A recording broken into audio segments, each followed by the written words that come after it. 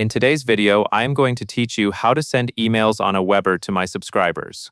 By the end of this walkthrough, you will know exactly where to create your email, save it as a draft, and send it to the right list. Start by logging into your Aweber account and looking at the main navigation. Click on Messages, then select Drafts.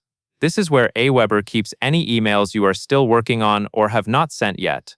Using drafts is helpful because it gives you a safe place to build the email first, without sending anything by accident. Next, click Create a Message.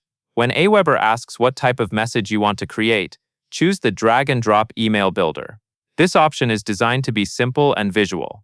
It is a good choice whether you are writing a plain announcement or a more designed email with sections and formatting. Now write your email. Add your text and make sure it reads clearly.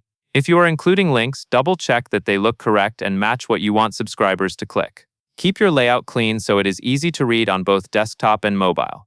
When you are finished, click Save and Exit. After you click it, wait a second for the page to load fully. This pause matters because Aweber needs a moment to save your draft and return you to the drafts list. Once you are back on the draft screen, find the email you just saved. You will see an option to schedule next to that draft. Click Schedule to move into the sending settings. On the scheduling screen, look for the section that says, Who should receive this message? Confirm the list that is selected. This is important because it controls which subscribers will get the email. Take an extra moment here to make sure it is the exact list you intend to contact. When everything looks correct, click Send Message Now.